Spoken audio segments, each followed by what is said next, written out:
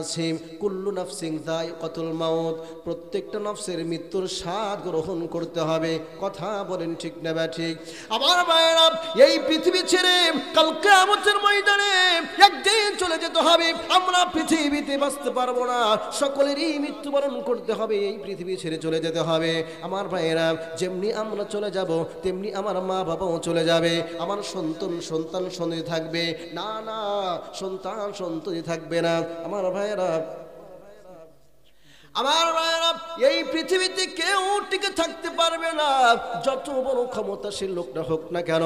ফিরাউন থাকতে পারে নাই, নমরুদ থাকতে পারে নাই, এরকম ভাবে আল্লাহর পেয়ারা হাবিব পর্যন্ত থাকতে পারে নাই। আল্লাহর পেয়ারা হাবিবের কাছে যখন নাকি মালাকুল মউত চলে আসলো, আমার ভাইরা, মালাকুল মউত চলে আসার পরে দরজার সামনে দাঁড়িয়ে আছে বিশাল আকৃতি নিয়ে, সালাম করলেন, আসসালাতু ওয়াসসালামু আলাইকা ইয়া রাসূলুল্লাহ, আসসালাতু ওয়াসসালামু আলাইকা ইয়া হাবিবাল্লাহ। ওগো নবীজি, আমি এসে উপস্থিত হয়েছি, দরজাটা খুলবেন নাকি? নবীজি সাল্লাল্লাহু আলাইহি সাল্লাম ভীষণ জ্বরে আক্রান্ত, এমন অসুস্থ, এমন পরিস্থিতি, বিছানা থেকে উঠতে পারে না। আল্লাহর পেয়ারা হাবিব ডেকে ডেকে বললেন, মা ফাতেমা একটু দেখো না দরজার সামনে কে আকৃতির মানুষ তো আমি কোনোদিন দেখি নাই। কি বিশাল আকৃতির মানুষ, কয় যার পা হলো জমিনে আর মাথা হলো আকাশে, এত বড় আকৃতির মানুষ তো আমি কোনোদিন দেখি নেই। আল্লাহর পেয়ারা হাই বুঝতে পারলেন, বলল দরজাটা খুলে দাও।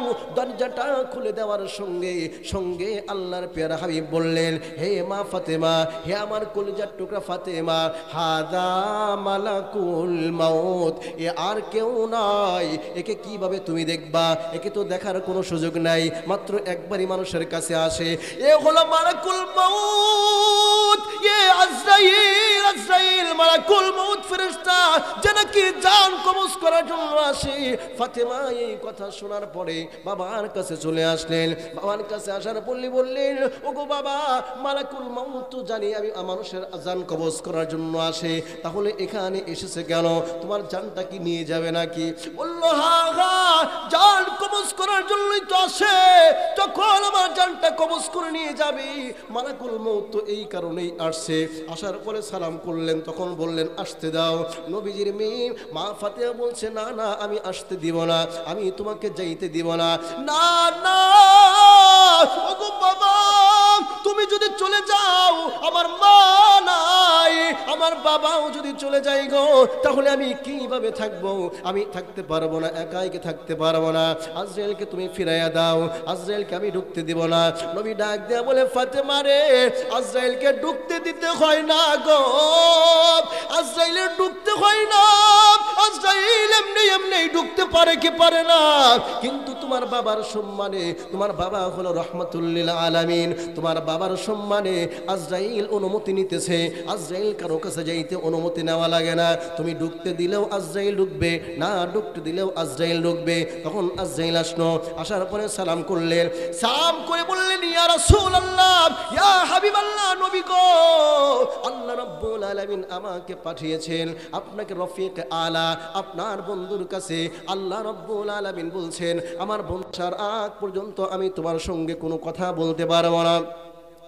আমার মায়েরা, জিবরাইল আলাইহিস সালাম চলে আসলেন, আসার পরে বললেন, ইয়া রাসূলুল্লাহ, ইয়া হাবিবাল্লাহ, নবীজি, সত্যি সত্যি আজরাইল সাল্লাম আপনার কাছে এসেছে, আপনার সময় শেষ হয়ে গেছে, আপনার যেতে হবে, আল্লাহ রাব্বুল আলামিন আর দুনিয়াতে আপনাকে থাকতে দেবে না।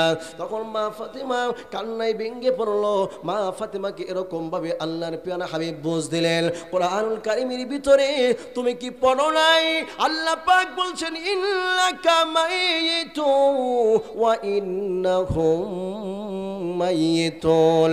ওগো নবীজি, আপনিও মরবেন, তারাও মরবে, যারা আপনার বিরোধিতা করে তারাও মরবে, সকলেই মরবে, এই পৃথিবীতে কেউ থাকতে পারবে না। জিবরাইল যখন বলল, আপনার সঙ্গে আল্লাহ দেখা করতে চায়, আপনাকে উপরে পাঠানোর জন্য বলছে, আপনাকে আর পৃথিবীতে থাকতে দিবে না, আপনার সময় শেষ হয়ে গেল। আল্লাহর প্যারা হাবিব ডাক দিয়ে বললেন, হে আজরাইল, আল্লাহ রাব্বুল আলামিন যেহেতু অর্ডার করেছে, তাহলে আর আমি থাকতে চাই না। মা ফাতেমার কান্না দেখে নবীজি সহ্য করতে পারলেন না, কারণ মা ফাতেমা নবীজির কলিজা টুকরা সন্তান ছিলেন, এত ভালোবাসতেন, এত ভালোবাসতেন, এত মোহাব্বত করতেন। মায়ের কত এরকম ভাবে মা ফাতেমার কষ্ট দেখে নবীজির চোখ দিয়ে পানি টপকায়ে টপকায়ে পড়তেছে। এরকম ভাবে হাউমাউ করে যখন নাকি মা ফাতেমা কান্দে, মা ফাতেমাকে ডাক দেয়, বলে মারে, কলিজা টুকরা সন্তান, এই পৃথিবীতে কেউ থাকতে পারে নাই, পারবেও না। আমিও চলে যাব, তুমিও চলে যাইবা, যেমনি ভাবে তোমার মা চলে গেছে, আমিও চলে যাবে, তুমিও চলে যাইবা। তবে আমি তোমাকে একটা খুশির সংবাদ দেই। মা ফাতেমাকে আল্লাহর প্যারা হাবিব ডাকলেন, ডাকার পরে কানটাকে মুখের কাছে নিয়া এরকম ভাবে গোপনে গোপনে একটা কথা বললেন। কথা বলার সঙ্গে মা ফাতেমা হেসে দিলেন। রহস্য জানতে চাইলে আল্লাহর প্যারা হাবিব বলেন, যখন মা ফাতেমার এই রহস্য জানতে চাইলেন, মা ফাতেমা বললেন, আব্বা আমাকে কি বলেছে জানো নে? আব্বা আমাকে মৃত্যুর সময় সান্ত্বনা দিয়েছে, এ ফাতেমা চিন্তা করার কোনো কারণ নাই, আমি চলে যাইতেছি, আমি চলে যাওয়ার পরে আমি বেশি দিন থাকবো না, অল্প কিছু দিনের মধ্যে মা ফাতেমা তোমার সঙ্গে আমার দেখা হয়ে যাবে। সুবহানাল্লাহ। কিন্তু জান কবজ করার অনুমতি দেওয়ার পরে আল্লাহর প্যারা হাবিব ফুফায় ফুফায় কান্দে, চোখের পানি ছেড়ে ছেড়ে দিয়ে কান্দে। জিবরাইল ডাক দেয়া বলে, ওগো নবীজি আপনি কান্দেন কেন? আপনি মেয়ের জন্য কান্দেন নাকি? কয় না না, আমি আমার মেয়ের জন্য কান্দি না। তাহলে দুনিয়ার জন্য কান্দেন নাকি? না না, আমি দুনিয়ার জন্য কান্দি না। ডাক দেয়া বলে, নবীজি তাহলে কি আপনি হাসান হোসাইনের জন্য কান্দেন? নবী ডাক দেয়া বললেন, না রে জিবরাইল, আমি আমার মেয়ের জন্য কান্দি না, আমি আমার দুনিয়ার জন্য কান্দি না, আমি আমার হাসান হোসাইনের জন্য কান্দি না। তাহলে কান্দেন কেন? নবী ডাক দেয়া বলে, জিবরাইল আমি কান্দি আমার গুনাহগার উম্মতের জন্য। আল্লাহু আকবার কোন নবী কান্দে গুনাহগার উম্মতের জন্য। কেন কান্দেন? কেন কান্দেন? গুনাহগার উম্মতের জন্য কেন কান্দেন? কি হয়েছে? আপনি কেন কাঁদবেন?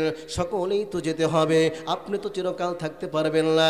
নবীজি ডাক দেয়া বলে, জিবরাইল আমি আল্লাহর কাছে দরখাস্ত করেছিলাম, ওগো আল্লাহ আমি যতদিন পৃথিবীর ভিতরে থাকবো আমার গুনাহগার উম্মতদেরকে, যতই গুনাহগার উম্মতেরা পাপ করুক না কেন, যতই গুনাহ করুক না কেন, যতই আমার উম্মতের অপরাধ করুক না কেন, আদ জাতির মতো, সামুদ জাতির মতো, নূহ আলাইহিস সালামের জামানার মতো, ফিরাউনের জামানার মতো এরকম ভাবে কি করিও না, আমার গুনাহগার উম্মতদেরকে একেবারে ধ্বংস করে দিও না। সুবহানাল্লাহ। আল্লাহ ডাক দেয়া বলে, হাবিব ওগো নবীজি আপনার দোয়া মঞ্জুর হয়ে গেল, আপনার দরখাস্ত আমি কবুল করলাম। আমি আপনাকে কথা দিচ্ছি বন্ধুরে, আমি কি করব না, আমি তোমার গুনাহগার উম্মতদেরকে একেবারে ধ্বংস করে দেব না। যে কারণে আমরা পাপ করি, অপরাধ করি, যত পাপ করি না কেন তারপরেও আমাদেরকে গজব দেন না। কারণ আল্লাহ হচ্ছেন রহমান, আর নবী হচ্ছেন রহমাতুল লিল আলামিন। নবীজি ডাক দেয়া বলে, জিবরাইল এরে জিবরাইল আমি তো পৃথিবী থেকে চলে যাব, পৃথিবী থেকে চলে যাওয়ার পরে আমার গুনাহগার উম্মতেরা পাপ করবে, আমার গুনাহগার উম্মতেরা গুনাহ করবে। আল্লাহ রাব্বুল আলামিন যদি গুনাহ করার কারণে, অপরাধ করার কারণে আমার উম্মতদেরকে যদি একেবারে ধ্বংস করে ফেলে দেয়, না না না আমি এটা সইতে পারবো না, না না না আমি এটা সইতে পারবো না। আমার গুনাহগার উম্মতেরা ধ্বংস হয়ে যাবে, অপমানিত হবে, লাঞ্ছিত হবে, না না সহ্য করতে পারবো না। হে জিবরাইল তুমি আল্লাহর কাছে বলো, আমি যাওয়ার পরেও যেন আমার গুনাহগার উম্মতদেরকে ধ্বংস করে না দেওয়া হয়।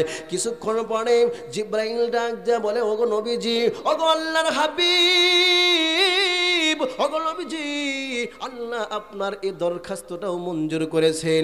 আপনি দুনিয়া থেকে চলে যাবেন, দুনিয়া থেকে চলে যাওয়ার পরে এরপরেও আপনার উম্মতেরা গুনাহ করবে, আপনার উম্মতেরা ক্ষমা চাই, আপনার উম্মতেরা অপরাধ করবে। আপনার গুনাহগার উম্মতেরা যত পাপ করুক না কেন, যত অপরাধ করুক না কেন, তাদের জন্য তওবার দরজা খোলা থাকবে।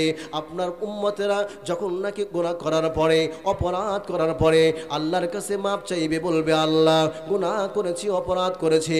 যখন নাকি বলবে ওয়ালাউ আন্নাকুম ইজ্জালামু আনফুসাহুম জাউকা ফাস্তাগফার লাহুম ওয়াস্তাগফার লাহুমুর রাসূলা লাওয়াজাদুল্লাহা তাওয়াবার রহিমা, আপনার কথা স্মরণ করে করে, গুনাহর কথা স্মরণ করে করে, আপনাকে ওসিলা করে যখন নাকি মাপ চাইবে, ওগো নবীজি আল্লাহ পাক বলছেন আল্লাহ আর এক মুহূর্ত দেরি করবেন না, আপনার গুনাহগার উম্মতের গুনাহ খাতা মাফ করে দিবেন। সুবহানাল্লাহ। আল্লাহর প্যারা হাবিব ডাক দিয়ে বললেন আজরাইল আমি আল্লাহর উপর খুশি হয়ে গেছি, আল্লাহ রাব্বুল আলামিন দোয়া মঞ্জুর করেছেন, দরখাস্ত কবুল করেছেন, আমার গুনাহগার উম্মতদেরকে ক্ষমা করবে, আমার গুনাহগার উম্মতেরা মাপ চাইলেই ক্ষমা করবে, আমার গুনাহগার উম্মতদেরকে পাপের কারণে ধ্বংস করে দিবে না। আমার ভাইয়েরা আল্লাহর প্যারা হাবিব উম্মতের জন্য এত কান্নাকারি করলেন, মৃত্যুর সময় কাঁদলেন, মায়ের কথা বললেন না, বাবার কথা বললেন না, মা ফাতেমার কথা বললেন না, কলিজার টুকরা হাসান হুসাইনের কথা বললেন না, সাহাবীদের কথা বললেন না, উম্মতদেরকে বললেন হে উম্মতেরা সব কিছুই তো তোমাদের জন্য ব্যবস্থা করে গেলাম, ক্ষমার দরজাও খোলা রাখলাম, এরকম ভাবে গজব হবে না এই বিষয়টা ফয়সালা করে গেলাম। উম্মতেরা রে একটা উপদেশ তোমাদেরকে দিয়ে যাচ্ছে, একটা মাত্র নসিহত, এই আমলটাই তোমরা শুধু করবা। নবীজি মৃত্যুর সময় ডাক দিয়ে বলে উম্মতি উম্মতি, আমার উম্মত আমার উম্মত, আসসালাত আসসালাত ওয়া মা মালাকাত আইমানুকুম, মান্দারে নামাজ নামাজ নামাজ ছাড়িও না, হে আমার উম্মতেরা নামাজ ছাড়িও না। আল্লাহ